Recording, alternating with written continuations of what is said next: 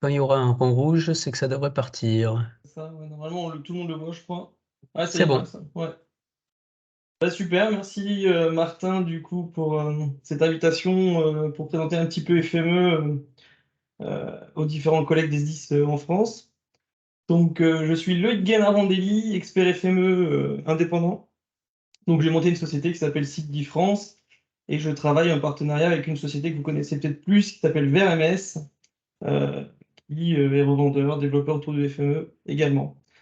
Donc, du coup, l'idée, c'est effectivement de faire une petite présentation de FME. Alors, on va essayer de pas refaire exactement ce que j'ai fait la dernière fois, même si, effectivement, j'ai vu qu'il y avait des débutants, donc je vais essayer de reparler un petit peu de la base. Et puis après, je vais vous montrer, on va faire un exercice assez sympathique pour récupérer la donnée sur le web, les données du cadastre. Et puis, un exercice que j'ai développé déjà pour un SDIS, alors je ne sais pas s'il est présent aujourd'hui, mais c'est pour récupérer une isodistance par rapport à un point de départ, récupérer des routes, par exemple, jusqu'à une distance de X mètres qu'on peut paramétrer dans FME. Et puis après, si vous avez des questions, des idées, on peut tout à fait tenter des petites démos en live pour vous montrer un petit peu la puissance et la souplesse de FME. Alors, je ne vais pas remontrer ce que Baptiste avait montré l'année dernière au FME World Tour. On a vu qu'on pouvait même aller chercher des compétences de QGIS avec le transformer maintenant qui s'appelle QGIS Printer. Et donc, ça vous montre un petit peu la souplesse de l'outil que représente FME. Donc, j'ai une petite présentation, évidemment, je pourrais la communiquer, pas de souci. Et puis, évidemment, si vous avez des questions, des besoins, n'hésitez pas à me contacter.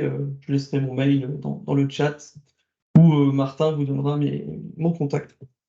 Donc, du coup, FME, qu'est-ce que c'est? FME, c'est ce qu'on appelle un ETL. Alors, c'est un acronyme en anglais, je suis désolé pour ceux qui n'aiment pas l'anglais.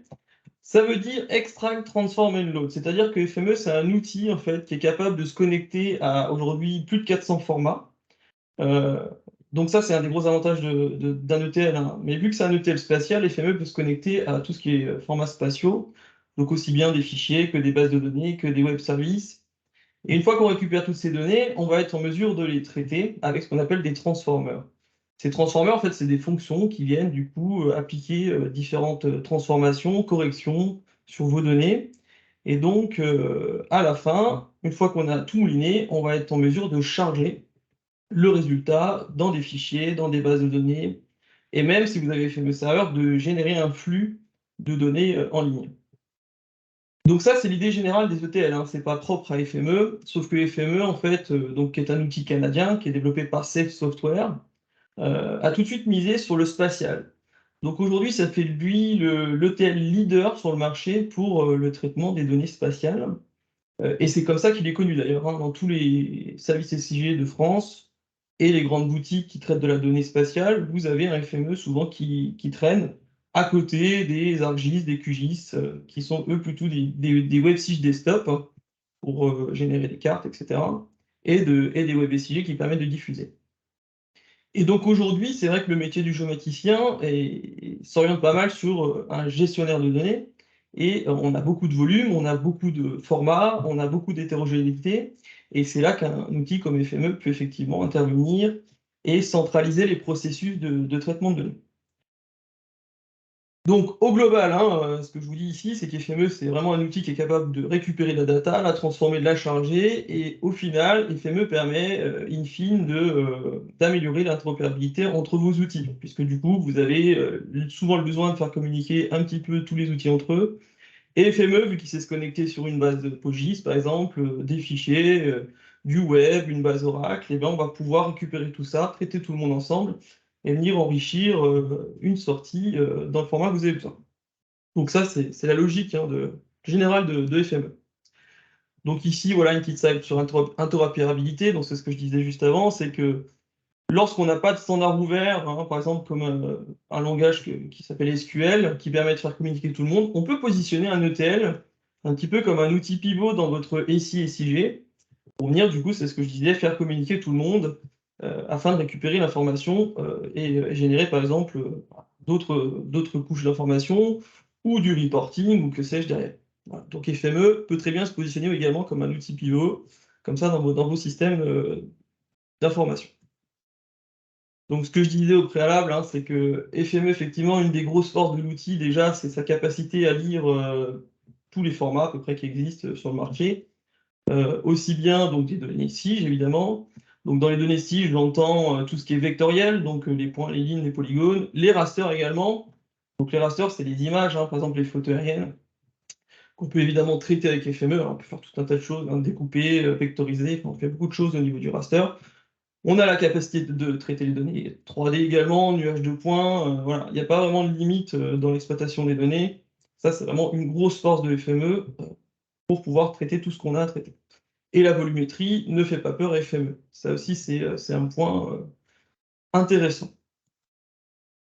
Au niveau de ce que peut faire FME, hein, donc vous voyez ici, j'ai une petite capture d'écran. Je pense que pas mal d'entre vous ont déjà vu FME. Donc c'est des petites boîtes, hein, qui permettent d'enchaîner les traitements. Mais au niveau des traitements envisageables, bon, évidemment, transformation spatiale, traitement sur les attributs, c'est-à-dire que souvent on a tendance à dire oui, FME c'est un ETL spatial, donc il ne va pas faire le travail pour des données purement attributaires. En fait, c'est pas du tout vrai parce que FME en fait c'est un ETL classique de base et en plus il y a une couche spatiale. Donc ça peut très bien être utilisé aussi bien par le service SIG que par le service DSI qui traite de la donnée purement attributaire, hein, sans composante spatiale. Donc on a tout ce qu'il faut pour traiter la donnée, que ça soit spatial ou non. Donc des traitements raster, j'en ai parlé, 3D, vectorisation, correction des géométries, transformation du monde AutoCAD vers SIG, des statistiques. On a vraiment toutes les fonctionnalités dans les FME qui nous permettent de traiter tout un tas d'informations. Et là, j'en parle pas, mais on peut faire du reporting, on peut faire des PDF, on peut, voilà, il y a vraiment beaucoup de choses dans les FME. C'est ce que je dis souvent. Donc moi, je fais du FME depuis 12 ans maintenant. Et à chaque fois qu'on m'a challengé sur une problématique data, on a réussi à trouver une réponse dans FME. Et, euh, et ça montre la souplesse de l'outil. Et c'est parce que aussi cet outil, en fait, il permet d'aller chercher des compétences externes. C'est-à-dire que quand FME ne sait pas le faire, eh bien en fait, on a des transformers dans FME qui permettent d'aller chercher des compétences externes. Notamment, on voit ici, on a un transformer qui s'appelle Python Caller, qui permet de lancer du Python, par exemple. Si FME ne sait pas faire quelque chose, bon, par exemple, moi j'avais eu une problématique, un jour, c'était je voulais faire des cartes de chaleur dans FME. Les cartes de chaleur, donc c'est par rapport à la densité de points, bah, plus il y a de points, plus c'est chaud. Et puis bah, FME, il n'avait pas de transformer qui savait faire ça. Ben, j'ai été trouver une petite librairie Python sur le web, parce que c'est vrai que le Python est beaucoup utilisé dans le monde du SIG, et c'est des ressources qui sont souvent libres et gratuites. Et donc j'ai récupéré quelques lignes de code Python, et j'en ai fait des cartes de chaleur, et FME m'a permis d'automatiser. Alors c'était sur les accidents routiers à l'échelle d'un département, et bien j'ai généré pour chaque commune du département une carte de chaleur sur les accidents routiers. Donc c'est ce qui s'explique aussi par enfin, ça explique le fait que FME soit souple, c'est cette capacité à aller chercher des compétences externes. Alors ici, on en voit deux, trois. On a AirCaller pour les stats, c'est AirStat. Vous avez System Caller qui permet de lancer des commandes système, donc qui permet de lancer tout ce qui est commande système MS-DOS si on est sur Windows, mais sur du Linux aussi, du coup, si on est sur Linux. Et c'est comme ça, en fait, qu'on utilise aussi QGIS. Parce que du coup, QGIS, on peut le piloter avec des lignes de commande, et donc on peut très bien le faire comme ça. Donc, ce qui est intéressant, c'est qu'effectivement, FME, il n'est pas limité par ses propres compétences, on peut aller chercher de la compétence externe. Ça intéresse aussi souvent un petit peu tout le monde. Combien ça coûte FME? Alors, effectivement, FME, c'est pas un logiciel libre. On n'est pas sur un outil comme QGIS, qui est libre et gratuit, c'est un logiciel propriétaire. Et donc, du coup, bah, il y a un coût de licence. Alors, moi, enfin, c'est des prix publics, hein, vous pouvez les trouver sur le web. Donc, en fait, ce qui est intéressant de savoir, c'est qu'effectivement, c'est pas gratuit. Les prix sont intéressants à savoir, mais aussi, vous avez différentes licences, différentes extensions, en fait, qui existent sur FME. Donc, j'ai envie de dire que 80%, 90% des cas, les clients achètent la version pro, puisqu'en fait, il n'y a pas de... Le logiciel n'est pas bridé sur les transformers, il est bridé en fait sur deux formats en écriture. C'est pour ça que vous avez la Esri Edition qui permet d'écrire sur les GDB Esri et le format SDE d'Esri qui permet d'écrire sur une base PostGIS par exemple ou une base Oracle, mais via Esri. Donc là, c'est 1000 € plus cher. Donc si vous avez cette problématique, c'est un peu plus cher effectivement. Et après, en fait, vous avez la database est utilisé lorsqu'on veut écrire dans Oracle Spatial. D'accord? Alors, je sais que chez vous, vos outils d'intégration utilisent du FME des fois, et il y a de l'Oracle Spatial, donc effectivement, c'est parfois une nécessité d'acheter une version qui est plus chère, parce que ce format nécessite ce surcoût. Après, Small World Edition, c'est un logiciel propriétaire qui est utilisé par des grands groupes, donc j'en ai jamais eu l'occasion d'utiliser. Donc, très souvent, la pro répond aux besoins, et dans certains contextes, on a besoin d'aller chercher une version un peu plus chère, parce qu'on doit écrire dans Esri ou dans Oracle. Voilà. Donc ça, ce sont des prix à l'achat, d'accord, hors taxe. C'est pas un prix que l'on paye tous les ans, c'est un prix à l'achat.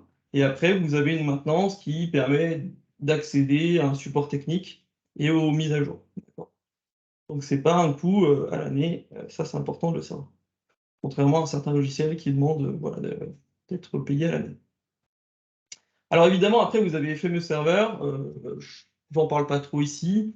FME Server, c'est l'outil qui permet de publier en ligne ces traitements pour du coup que des utilisateurs puissent y accéder. Hein, c'est vraiment un concept différent. En fait, on publie son traitement en ligne pour en faire un service, pour que du coup, en interne, en externe, vous puissiez vous y connecter et lancer des traitements FME sans avoir de licence desktop sur votre machine. Par contre, FME Server ne permet pas de développer. Il faut toujours une licence desktop pour pouvoir développer et publier ensuite sur FME Server afin de diffuser le traitement en ligne aux utilisateurs qui ont le droit. Ça, et du coup, FME Server, c'est pas le même prix. À l'achat, c'est 12 500 €. Mais s'il y a des questions, on pourra y revenir, il n'y a pas de souci. Donc, on parle de FME Desktop. Là, quand vous installez FME Desktop, vous avez 3 logiciels principaux. Vous avez FME Workbench, d'accord? C'est l'outil qu'on utilise aux 3/4 du temps. C'est l'outil qui permet de développer les scripts FME. C'est-à-dire que c'est graphique, hein, évidemment, c'est un outil graphique. On va pouvoir ajouter nos données sources, nos transformers, et on va, comme ça, au fur et à mesure, développer et tester, voir si ça fonctionne bien, et à la fin, écrire le résultat dans un fichier, dans une base de données, etc. Pour pouvoir travailler avec Workbench, en fait, on travaille avec un deuxième outil qui s'appelle Data Inspector, qui est une visionneuse universelle de FME. Alors, c'est pas un WebSige ni un Sige Desktop, c'est un debugger, en fait, dans FME. Cet outil, en fait, il permet de visualiser chaque étape que vous développez. C'est-à-dire qu'on va voir, on va faire des exemples, hein. Lorsque vous commencez à développer, on va exécuter le traitement, et puis on va pouvoir inspecter à chaque étape ce qui se passe. Et donc, ça permettra de voir ce qu'il y a comme données géographiques, ce qu'il y a comme données attributaires, et valider ou invalider le développement. Et puis comme ça, on avance tout doucement. Alors quand ça ne marche pas, on modifie quelque chose, puis on relance, on valide, et on avance comme ça par étapes. FME, c'est un outil qui est effectivement no-code, dans sa grande majorité, c'est-à-dire on ne développe pas du code Python, on développe graphiquement avec des boîtes qu'on va paramétrer. D'accord? Ça en reste pas moins un outil de développeur, et donc ce qu'il faut, dans le domaine où il faut progresser, c'est le fait de réfléchir un peu comme un développeur, dans le fait de programmer un logiciel. Et pour faire ça, en fait, il faut réfléchir aux étapes pour arriver au résultat attendu. Donc on a des données qui sont souvent de qualité pas toujours top, on a un résultat attendu, et en fait, le cerveau, il doit conceptualiser les étapes pour réussir, bah, à aller alimenter le résultat. Et bon, après ça, c'est l'exercice, enfin, on progresse au fur et à mesure des années, mais dans tous les langages de développement, il y a cette logique-là. Et dans FME, bah, c'est pareil, sauf que l'avantage, c'est que c'est graphique, et le Data Inspector permet effectivement de regarder ce qui se passe, le résultat, dynamiquement, et d'avancer lorsque l'étape est validée. Alors, il y a un troisième outil qui s'appelle Quick Translator, qui permet, lui, de transformer les formats uniquement. C'est-à-dire que si vous voulez passer, par exemple, de Shapefile vers Tab ou je sais pas quoi, vers Excel, eh bien, lui, il le fait très bien. Alors, on pourrait faire dans Workbench, mais s'il y a juste besoin de faire ça, bah, Quick Translator le fait très bien. Il permet aussi d'exécuter des traitements développés sous Workbench sans pouvoir les modifier, hein, puisque ça c'est un problème, c'est que Workbench, si jamais vous cassez une connexion, bah, ça ne marchera plus. Donc on peut très bien dire à un utilisateur, bah, lance sur Quick Translator, ça permettrait d'éviter de casser le traitement. Donc ça, c'est les 3 logiciels principaux. Encore une fois, on utilise 95% du temps Workbench, mais le Data Inspector, donc le debugger, lui maintenant, il est intégré dans Workbench, on va voir ça tout à l'heure. et ça évite comme ça d'avoir deux écrans. C'est vraiment dynamique entre le développement et l'inspection des résultats. Donc voilà, les 3 outils. Alors, si on parle un petit peu rapidement de comment ça fonctionne FME, classiquement, hein, parce qu'on va avoir un exemple tout à l'heure qui sera un petit peu différent, on a ce qu'on appelle des données sources. Donc, on va ajouter dans notre traitement des données, parce que sans données, un ETL ne fonctionne pas, il a besoin de données pour travailler. Donc, on va ajouter par exemple des shapefiles, des Excel, que sais-je, tous les formats que FME sait piloter. On va ensuite ajouter ce qu'on appelle les transformers. Donc, ces boîtes, en fait, évidemment, il y en a beaucoup, il y en a à peu près 500. Donc ça permet d'avoir tout un panel de transformations, aussi bien sur les données vectorielles, attributaires, raster, 3D, voilà, tout ce qu'on a vu. Et évidemment, on les ajoute, il faut les brancher aux connexions, et après, il faut les paramétrer, hein. Donc c'est pas le tout d'avoir le bon transformer, ensuite il faut le paramétrer, et il faut mettre tout ça dans le bon ordre, hein, c'est un petit jeu sympa, pour arriver au résultat, et pour écrire donc son résultat dans un fichier, dans une base de données. Donc ça, c'est la logique classique des ETL, ça fonctionne à peu près toujours comme ça. On a des données, des transformers, et dans le langage FME, un writer, données destination, on écrit le résultat. Alors évidemment, on a autant de formats qu'on veut, autant de transformers qu'on veut.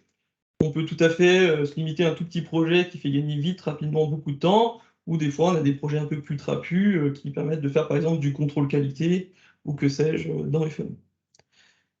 Alors si je détaille un petit peu, puis après on va aller voir un petit peu comment ça se passe dans le concret. Ici, donc, on a nos données sources, une donnée source, hein, ici c'est un shapefile. On peut, quand on clique sur la petite flèche ici, lister tous les attributs de la donnée, d'accord? Ensuite, ici, c'est ce qu'on appelle un port de sortie, le petit triangle, qu'on va connecter grâce à une connexion au premier transformer. Ici, par exemple, dans ce transformer, qui s'appelle tester, je vais laisser uniquement les départements qui ont un code INSEE qui contient 25. Alors, c'est un like, hein, donc c'est 25%. Et donc, ça serait un transformer qui nous permettrait de filtrer les données. Ensuite, on continue notre travail. Ici, on va reprojeter les données avec un transformer qui s'appelle reprojector. Et on va écrire le résultat ici dans un tab. Et on voit au fur et à mesure que les attributs passent dans les transformers. Et ici, dans le résultat, que certains attributs vont être écrits. Et il y a un attribut habitant ici qui est rouge et qui ne sera pas alimenté dans la sortie. Donc voilà en gros comment ça se passe. FME, évidemment, là on a 2 transformers, des fois on a 200. Alors, faut pas non plus prendre peur. Classiquement, quand on fait la formation introduction sur 2 jours, on se concentre sur les 30 les plus utilisés, le top 30 dans FME. Et ce top 30, en fait, permet souvent de faire 80% de tous les traitements. C'est juste qu'ils sont utilisés avec des paramétrages différents. Voilà. Faut pas non plus se dire, oh là là, je dois en apprendre 500. Les 30 les plus utilisés, ça vous permet déjà de faire énormément de travail. Et puis bon, quand il en manque un, bah, on fait une recherche Google, ou on demande au support et on trouve souvent le bon assez rapidement. Donc ce que je vous propose maintenant, c'est de voir un petit peu comment on peut faire ça dans quelque chose de concret dans FME. Alors, je ne vais pas refaire l'exercice de la dernière fois. Rapidement, quand même, je vous montre comment on ajoute des données dans FME. Donc FME au début, hein, classiquement, c'est une page blanche. Et donc pour travailler, on a besoin de données. Alors là, j'ai des données alors, qui sont zippées. Alors c'est un shapefile dedans, on voit, d'accord? On peut tout à fait lire un zip avec FME. Donc je vais faire un glisser-déposer. Et FME nous dit add reader, donc c'est le mot-clé pour dire j'ajoute une donnée source. Alors évidemment, ici, il faudra lui donner le format parce que c'est un zip, il n'a pas détecté. Mais si j'avais fourni un point shape, automatiquement, il aurait mis le bon format ici. D'accord? Je fais OK. FME ajoute ma donnée source. Et si j'exécute le traitement, ici, tout simplement, il va lire la donnée source. Et je vais avoir accès à l'inspecteur en dessous. Ce que je vous disais, c'est le Data Inspector maintenant qui est intégré dans FME Workbench. Et donc ici, en fait, ce que je fais, c'est que je lis uniquement la donnée source, hein, qui est un shapefile. Ça serait un Excel, je n'aurais pas la partie carto, évidemment. Et ici, qu'est-ce que j'ai? J'ai les données des communes de la Bourgogne-Franche-Comté. D'accord? Donc on a la partie attributaire ici. Et on a la partie spatiale qui s'affiche dans l'écran à droite. Alors, ce qui est intéressant, c'est qu'il nous donne la projection ici. Il nous dit que c'est du WS 84. Ça, il l'a détecté automatiquement parce que le fichier shape, vous savez, il y a un point PRJ qui est associé et FME s'est débrouillé pour trouver la projection. Si jamais il n'y avait pas eu de projection détectée, on aurait pu lui forcer pour qu'il reconnaisse ça et voilà, que ça se passe bien derrière. Donc ça, on a besoin, dans tous les cas, normalement, d'un jeu de données dans FME pour traiter des données. que ça soit spatial ou non. Donc on ajoute autant de formats qu'on veut. Et après, donc, on utilise des transformers. Donc les transformers, on les a à gauche là. J'en ai 495.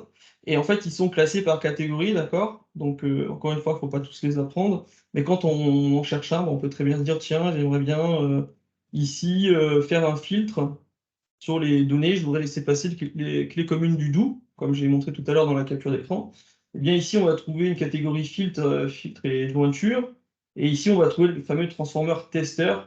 Alors, il y en a beaucoup, hein, mais tester, c'est le numéro 2 du top 30. Et puis, on peut l'ajouter au traitement. Alors, le tester, hein, pour vous montrer un exemple de transformer, il permet de faire des filtres attributaires. Donc, pour ceux qui font du SQL, ça serait la clause where en SQL. C'est-à-dire qu'ici, je vais lui dire l'attribut nom égale une commune, et là, il ferait passer que la commune, par exemple, de Besançon. D'accord? Donc, vous voyez, il liste les valeurs. Ça, c'est grâce au cache dans FME qui permet de lister ces valeurs. Avant, ça ne le faisait pas, maintenant, c'est vraiment intéressant. Alors là, ça fait un filtre, tout simple, on laisse passer la commune de Besançon. Donc vous voyez ici, ce qui est intéressant, c'est qu'il nous dit, OK, le test que vous faites, il laisse passer une entité en vrai, et effectivement, c'est bien Besançon. Maintenant, on peut faire évidemment des tests un peu plus compliqués. Tout à l'heure, j'ai montré le like, mais on peut faire aussi begin with pour commence par, et là, on pourrait dire INSEE commence par 25, et là, il va laisser passer toutes les communes du 25. D'accord? Donc ça, c'est un exemple de transformer. Alors lui, on l'utilise beaucoup, hein, parce qu'on a souvent besoin d'exclure de la donnée, ou alors de répartir les données pour faire des traitements différentiels en fonction des critères qu'on lui passe. Donc là, on a toutes les communes du doux, par exemple. Voilà. Et on peut tout à fait continuer le traitement comme ça, ajouter des transformers et faire son traitement. Donc ça, c'est ce que j'avais montré la dernière fois. On avait fait un petit exercice pour générer les départements et la région à partir des communes. Je vous invite du coup à revoir la vidéo, comme ça vous verrez ce que j'ai fait. Là, ce que je vais proposer, c'est un truc un peu différent, mais tout à fait intéressant, puisqu'aujourd'hui, on a de plus en plus de données sur le web.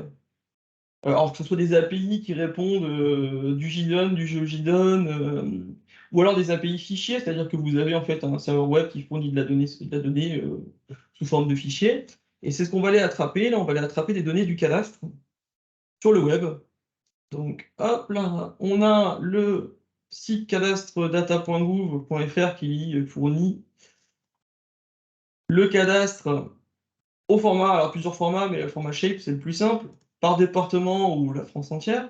Et vous voyez ici, si je rentre par exemple sur le département du 25, ça fonctionne comme ça pour tous les départements de France, hein. C'est que dans chaque département, vous avez accès en fait aux différents thèmes du cadastre. Et ici, vous voyez, j'ai les communes, j'ai les bâtiments, les feuilles, etc. Et l'idée, en fait, avec l'exercice que je vais vous montrer, c'est d'aller récupérer ces zips-là, et après, dans FME, les lire et puis continuer le traitement. L'intérêt là-dedans, c'est que l'outil, en fait, il serait branché en fait, sur la donnée source la plus fraîche, ce qui vous permet du coup d'être sûr que vous attrapez la dernière version en ligne. Et puis après, cet outil, vous pourriez le lancer tous les 6 mois, tous les 3 mois, je ne sais plus c'est quoi la date, enfin, tous les 3 mois, je crois, de mémoire. Donc ça, c'est le cadastre des impôts, hein, et on va essayer d'attraper ça avec FME.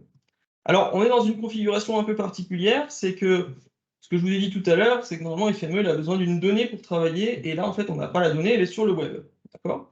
Alors dans FME, ils ont inventé un transformer qui permet de démarrer un projet sans données source. Ce transformer s'appelle Creator. Donc il fait partie du top 30 aussi, hein, c'est assez utilisé, notamment dans ces contextes de récupération de données en ligne.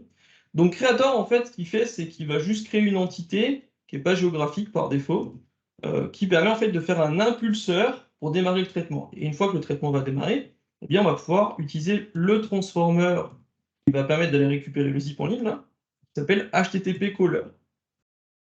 HTTP Caller, donc il va faire une requête HTTP, d'accord? Il est pointé sur un site web.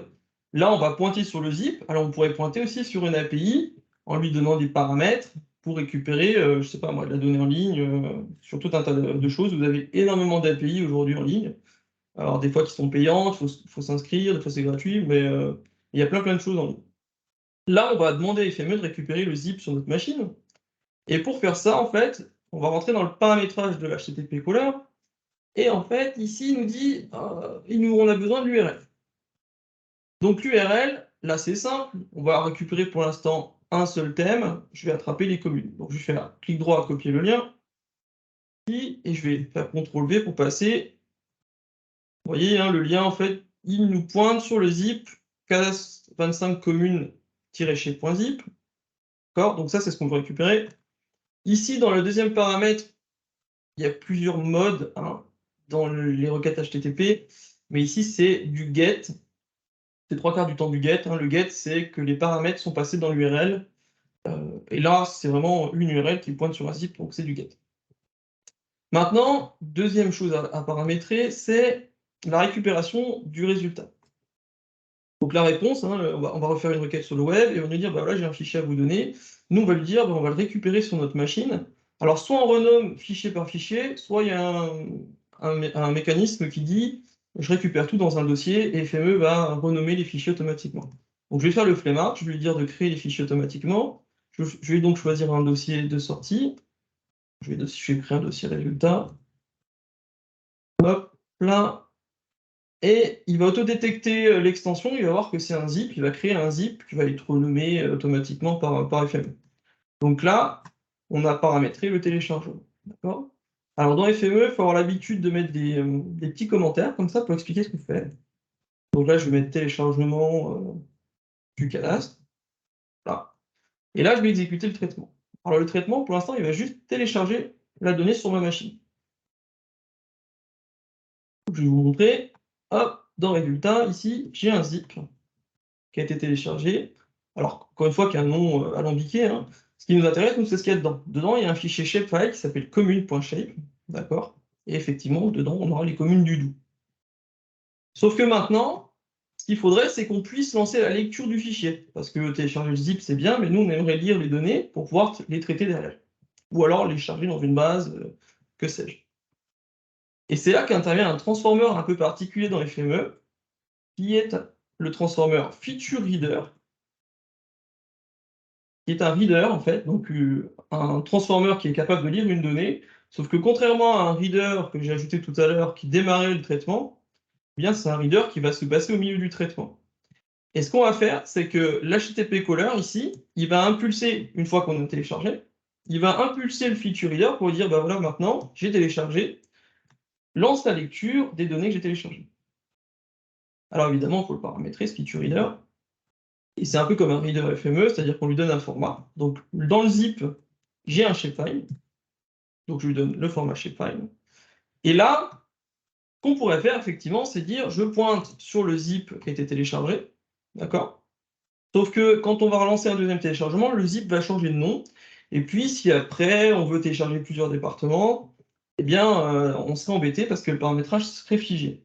Ce qu'on peut faire dans FME, et ça c'est assez sympa, c'est qu'au lieu de lui donner le fichier comme ça, vraiment pointé à la mano, on peut tout à fait lui dire que le fichier, en fait, il se situe dans la valeur, enfin le chemin du fichier se situe dans la valeur d'un attribut. Alors, je ne vous ai pas montré, mais à la sortie de l'HTTP caller, ici, on avait trois informations. On avait le fait que ça s'était bien passé, le statut code 200, et il y a un attribut qui s'appelle response_file_path, qui nous dit, bah voilà, le zip, il a été téléchargé sur la machine à cet endroit. D'accord? Eh bien, je vais utiliser cet attribut qui s'appelle response_file_path pour dire au feature reader de lire mon shapefile. Et on sera dans un mécanisme un petit peu différent. FME, il va dynamiquement aller pointer sur un zip qui est contenu dans un attribut. Enfin, l'URL du zip est contenu dans un attribut. Donc ici, je passe l'attribut comme ça, response_file_path, d'accord? Et là, du coup, bah, il va lire dynamiquement le shape qui sera contenu dedans.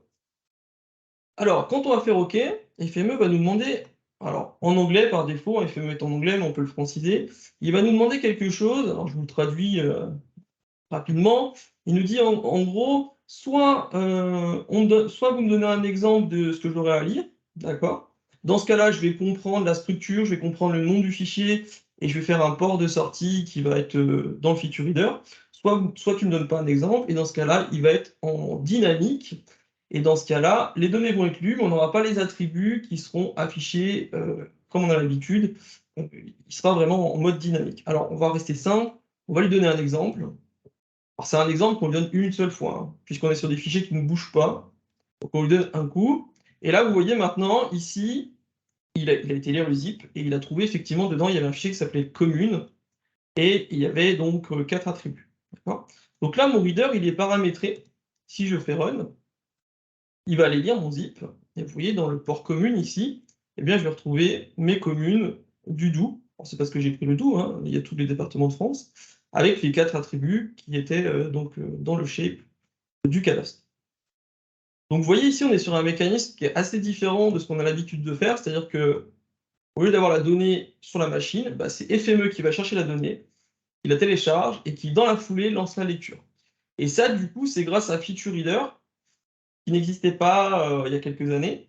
Et alors qu'on faisait autrement, on faisait un premier projet qui téléchargeait, un second qui lisait. Et du coup, maintenant, on peut faire ça en un seul coup. Donc ici, je vais vous mettre lecture des données. Hop. Et évidemment, derrière notre reader, ici, on pourrait tout à fait se dire, bah voilà, je veux faire des transformations maintenant. D'accord? Alors là, pour les communes, on pourrait dire, j'ai besoin également du polygone du département. Eh bien, on pourrait aller attraper le transformer dissolver. Et alors, il faut le brancher ici, sur la sortie commune, qui est capable de fusionner les communes. Alors, le problème, c'est que les communes du cadastre, elles ne sont pas hyper topologiques. Donc, ça va avoir tendance à générer des trous. Vous voyez ici, hein. Alors, c'est le cadastre, ils n'ont pas forcément fait les liaisons intercommunales.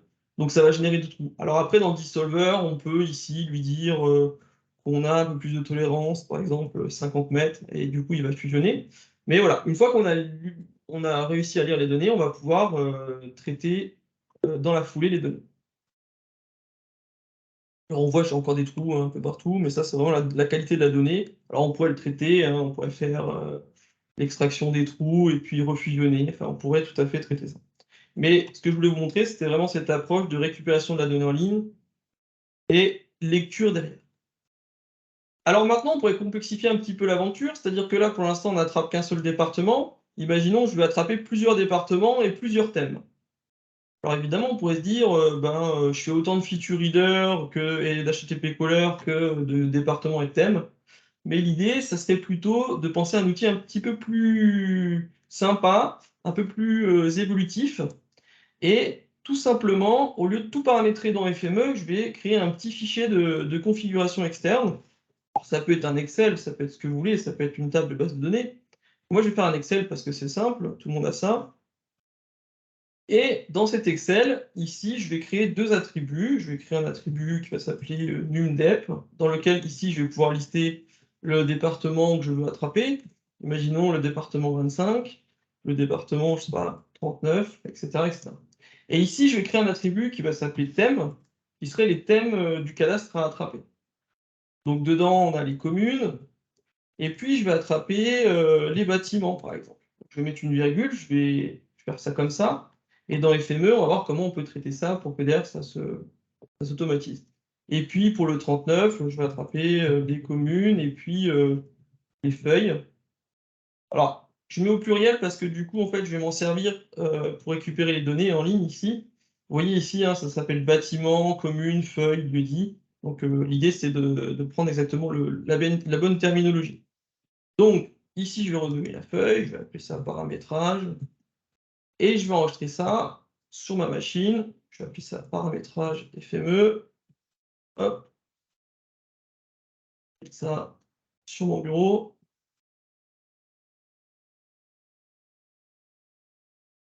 Voilà. Bon, maintenant, je peux fermer. Alors, du coup, j'ai mon paramétrage qui se balade sur mon bureau. Je vais l'ajouter en tant que donnée source, en tant que reader. Pour faire ça, je fais un glisser-déposer, comme tout à l'heure. Donc là, il détecte Excel. Ce qui est intéressant, c'est que dans FME, on peut prévisualiser le résultat avant de faire OK. On fait OK. J'ajoute mon reader Excel. Et du coup, je vais utiliser ce reader Excel comme starter de mon projet. C'est-à-dire que pour l'instant, on avait un creator. Maintenant, vu que je veux industrialiser un peu le processus, je vais utiliser mon fichier de configuration externe.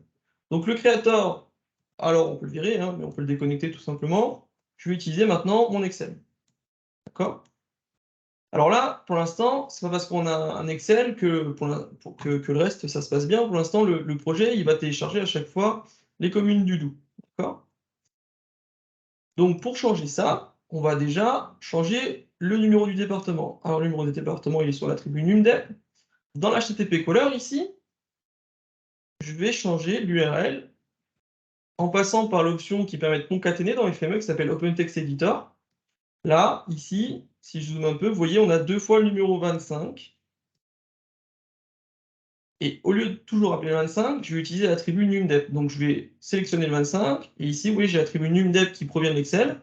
Je fais un double clic et FME le remplace par addValue de NumDep. Donc c'est la valeur de l'attribut NumDep qui va arriver dans le flux. Donc ça va être 25, puis après 39. Je le fais pour le deuxième. Et donc là, on serait dynamique sur le département. D'ailleurs, si je lance le traitement là, il va télécharger le commune 25, le commune 39, et normalement notre feature reader là qui est dynamique, il va lire les deux zips. Vous voyez, il est en train de lire le premier, le deuxième. Voilà. Maintenant ici, si je regarde ce que j'ai, bah, j'ai attrapé les communes du Doubs et les communes du Jura. D'accord? Donc on est dynamique sur les communes, mais on n'a pas les autres thèmes. Parce que les autres thèmes, on a fait un petit peu vicieux, on les a concaténés comme ça. D'accord? C'est fait exprès, c'est pour vous montrer deux autres transformers. Donc effectivement, si je voulais attraper les communes et les bâtiments et les communes et les feuilles, il va falloir qu'on fasse un traitement ici. D'accord? Alors ce traitement, il va consister en quoi? On va couper la chaîne de caractères sur la virgule ici, et puis on va essayer de récupérer les petits morceaux qui vont être coupés. Alors pour couper une chaîne de caractères sur un délimiteur dans FME, on a un transformer qui s'appelle attribute splitter. D'accord? Donc vous voyez, on est sur des transformers de gestion d'attributs. Il y a tout ce qu'il faut dans FME. Donc attribute splitter, on lui donne l'attribut à couper, donc l'attribut thème, et ici je vais taper le délimiteur qui est virgule. Et là, on va avoir un attribut un peu particulier qui va être généré, c'est ce qu'on appelle un attribut de liste. Alors, c'est quelque chose qui perturbe pas mal les gens dans FME. Je vais vous montrer, c'est pas sorcier non plus. Donc, on a un attribut de liste qui va être généré. Pourquoi? Bah, parce qu'on va passer d'une valeur à plusieurs valeurs. FME, pour stocker une relation dite 1N, une valeur, enfin une entité à plusieurs valeurs dans ce cas-là, eh bien, il va créer une liste. Et je vais vous montrer où est-ce qu'on observe cet attribut un petit peu particulier. Alors, je fais le run, et ce qui est perturbant, c'est quand on inspecte le résultat de l'attribut splitter, ben, on voit rien, il n'y a rien qui a changé. Bon, il n'y a rien qui a changé sur la partie attributaire classique. Par contre, sur l'attribut de liste, on va voir, là où on voit les listes, ça a pas mal changé. Alors, pour voir les listes dans FME, on clique sur une entité, et puis après, on vient cliquer ici sur le petit bouton qui s'appelle Show Hide Feature Information. Donc, c'est une fenêtre dans QGIS, elle existe aussi. C'est l'information sur l'entité. Et ici, alors on a toute l'information sur l'entité, les attributs, etc. classiques, mais on a également ça. Vous voyez ici, on a un attribut qui s'appelle liste, entre accolades 0, et à droite, on a sa valeur commune. En fait, le liste 0, donc c'est le premier élément de la liste. Alors une liste dans FME, ça commence par 0, et c'est pour ça que c'est marqué 0, d'accord. Et le deuxième élément, eh bien, liste 1, la valeur, c'est paramétrage. Non, pardon, c'est bâtiment. Donc, on a bien le thème commune et le thème bâtiment qui ont été récupérés dans la liste. Et dans l'autre, si je regarde l'autre entité, je vais directement là, hop, on a commune et feuille, d'accord, les deux valeurs. Et donc, pour voir les listes dans les FME, bah, c'est ici. C'est dans cette petite fenêtre qu'on peut voir les listes. Ailleurs, on ne les voit pas. Donc ça, c'est déjà important de savoir où est-ce qu'on peut voir les listes dans FME, sinon on se dit, bah, attribut splitter, il fait rien. En fait, si, il a créé une liste de deux valeurs qu'on va pouvoir récupérer. Alors, ce qu'on voudrait faire, nous, ce serait multiplier le nombre de lignes ici par rapport au nombre de thèmes. D'accord? Et pour faire ça, on va faire appel à un transformer de liste qui va éclater la liste et qui va faire ce qu'on appelle un produit cartésien, c'est-à-dire qu'il va multiplier le nombre d'entités par le nombre de lignes dans la liste. D'accord? Alors, ce transformer, il fait partie du top 30 aussi de FME, il s'appelle List Exploder. D'accord? Lui, on a juste à lui dire j'éclate la liste qui s'appelle liste, d'accord? Et vous allez voir ce qui se passe quand je vais lancer le traitement. Ici, on va passer de 2 à 4. Pourquoi 4? Bah, c'est parce que j'avais deux entités dans lesquelles j'avais une liste avec deux éléments. D'accord? Vous voyez maintenant ici quand j'inspecte, donc j'ai toujours mon numDep, mais qui maintenant s'est multiplié, j'ai 2,25 et 2,39. Et puis j'ai un attribut qui s'appelle liste. parce que la liste s'appelait comme ça, dans lequel je récupère la valeur commune bâtiment, commune feuille. D'accord? Et là, vous avez l'élément de l'index, donc c'était le premier élément, deuxième élément, premier élément, deuxième élément. D'accord? Et donc maintenant, ça me permet de récupérer mes thèmes. Ce qui va me permettre, dans l'HTTP caller, de concaténer maintenant le thème. Donc on avait concaténé l'unumdep, on va concaténer maintenant le thème. Alors, le thème est là, commune, et là je vais attraper l'attribut liste. Alors on aurait pu le renommer parce que c'est pas très explicite, mais bon, voilà. Ça a très bien fonctionné. Donc maintenant on est sur un appel qui est dynamique à la fois sur le département et sur le thème. D'accord? Je fais OK. Alors là je vais lancer le téléchargement des 4 zips. Alors dans le log, on voit, ça télécharge, hein. Évidemment, là, sur les bâtiments, c'est un peu plus volumineux en termes de poids, et c'est en train de télécharger. On voit dans le log, là, voilà, il est en train de télécharger.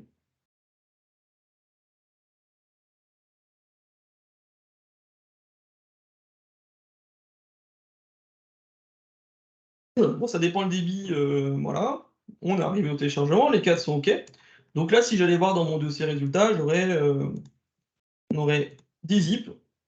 Voilà, il y en a plein. Maintenant, voilà, ça cumule, hein, à chaque fois, on en a plus, mais on voit là, des zips qui font 40 mégas.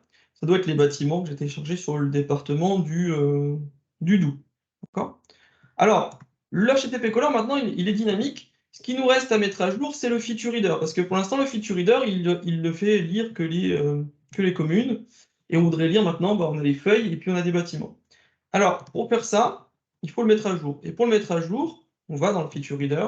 On vient cliquer ici dans Feature Type to Read, donc les types d'entités dans FME, c'est les couches qui sont liées. Et si on clique dessus, on retrouve la boîte de dialogue à peu près comme tout à l'heure qui nous demandait des exemples. Et donc là, je vais lui fournir des exemples de chaque type. Alors je les prends tous, hein, ça ne s'embête pas. Il lui faut au moins un exemple par type pour qu'il puisse savoir qu'il aura des bâtiments, des communes et des feuilles à lire. D'accord? Alors ça va faire qu'une seule fois. Si vous voulez tous les thèmes, on le fait une fois et puis après c'est paramétré. Donc là, il lit les données, il se dit tiens, j'ai détecté un chef bâtiment et un chef de feuille. Et maintenant, notre outil il est prêt. Si je fais le run, on va lire donc les communes, donc tous les zips communes, hein, ils vont se faire lire dans la partie commune, et puis là, les bâtiments et les feuilles vont être également lus dans le traitement. Donc là, j'ai les bâtiments du Doubs, 390 000 objets, et j'ai les feuilles, c'était les feuilles c'était les feuilles du Doubs, non, du Jura, pardon, ça c'est les feuilles du Jura, et les bâtiments du Doubs. Donc vous voyez, ce qui est intéressant dans ce mécanisme-là, c'est que l'outil, maintenant, tel qu'il est paramétré, il est beaucoup plus générique, et il se pilote, bon, évidemment dans FME, il y a des paramétrages des fois qui sont à faire, mais il se pilote maintenant essentiellement grâce à notre fichier Excel. Si demain vous avez besoin de rajouter un département, des thèmes, il y a juste à modifier l'Excel, à relancer FME, et c'est gagné. Donc ça, c'est une approche qui est intéressante dans FME. Le fait d'externaliser des paramètres permet d'augmenter la généricité d'un traitement. Ça, c'est quelque chose que peu de gens font parce qu'ils ont l'habitude de tout paramétrer dans FME. Ça marche, mais du coup, ça fait des scripts qui sont beaucoup plus figés. Voilà. Donc, c'est ce que je voulais vous montrer au travers de cet exemple et exercice. Et du coup, ce traitement, hein, il pourrait effectivement partir sur une intégration base ou que sais-je, voilà, faire quelque chose avec les données et puis charger le résultat. Après, dans FME, je ne sais pas si vous savez, mais si c'est un traitement qui doit être lancé, par exemple, toutes les nuits, je sais pas, tous les 6 mois, etc., je ne sais pas si vous savez, mais quand vous lancez FME, ici, dans le log, vous avez, tout en haut du log, une ligne de commande. D'accord?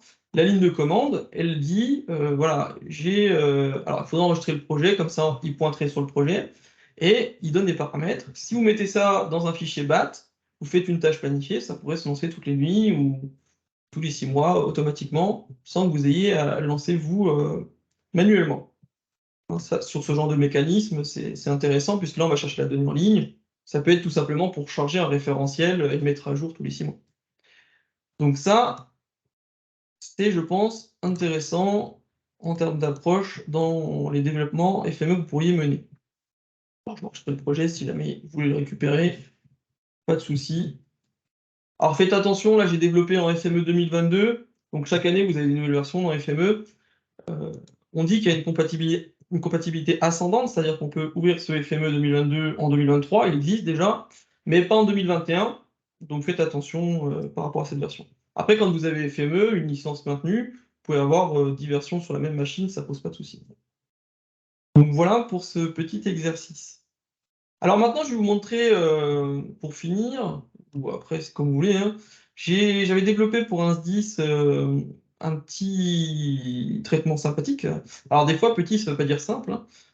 Donc là, je vais l'ouvrir, qui permet de faire des isodistances. Alors, on nous avait posé la colle. En gros, l'idée, c'était quoi? C'est qu'on a des points, d'accord, des points, et puis on a un graphe routier, et on aimerait savoir quels sont les segments dans une distance qu'on pourrait définir, qui sont, voilà, par exemple, à 300 mètres, tous les segments à partir de ce point, dans tous les sens du réseau routier, euh, P à 300 mètres, d'accord? Et donc, on a fait un petit développement qui fait ça. Donc là, c'est un développement qui est complètement fictif. On a un petit graphe routier, on a des points de départ. Donc, ce que j'ai fait ici dans le traitement, vous voyez, je démarre avec un créateur. Je crée des points de départ de toutes pièces. D'accord? Je vais vous montrer à quoi ça ressemble. Donc, on a des points de départ, 3 points de départ. Voilà. Alors, ça se situe dans le 68. D'accord? Ensuite, donc on a des points de départ, peu importe, hein, qu'il y en ait 1, 10, 100, on s'en moque. Je crée un identifiant à ce point de départ, parce que j'ai besoin de ça pour la suite du traitement.